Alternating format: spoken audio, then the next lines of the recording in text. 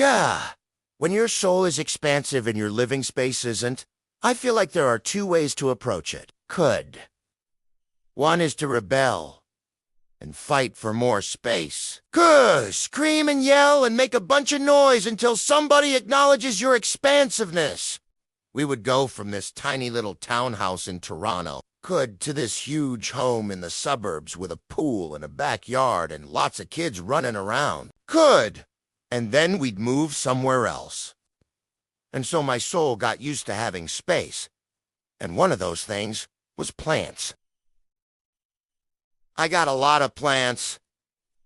And then I got some more plants. And then I got a few more plants. And then I realized I really like having plants around. I think most New Yorkers have done this at some point, painting the walls white. And the reason why I did it is because I wanted to reflect the light and make the space feel bigger.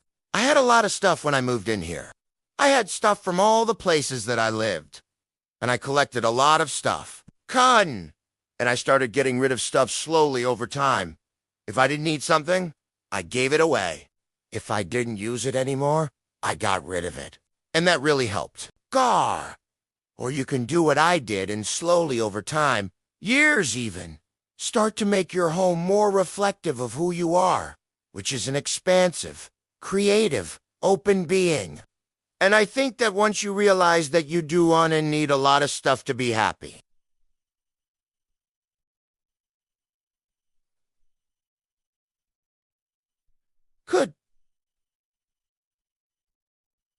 you can start living in a much smaller space and be totally fine. And it took me many years to get used to the idea that I was ungoing to fix the walls or put in skylights or add on an extra floor or deck. It's not gonna happen. This is as big as it's going to get. So I had to learn to live within these four walls and find a way to make it feel expansive. I never thought I would be good at living small, because when I was growing up, we moved around a lot. And so my soul got used to expansive spaces. And then I moved into this apartment in New York City, which is really small, and I had to learn how to live small.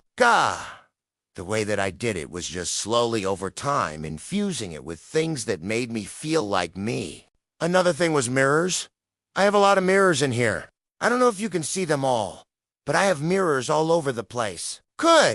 And the reason why I have mirrors is because they reflect the light and they make the space feel bigger. Maybe you can put up some removable wallpaper. I've seen that. That's pretty cool. And then the last thing that I did was paint the walls white.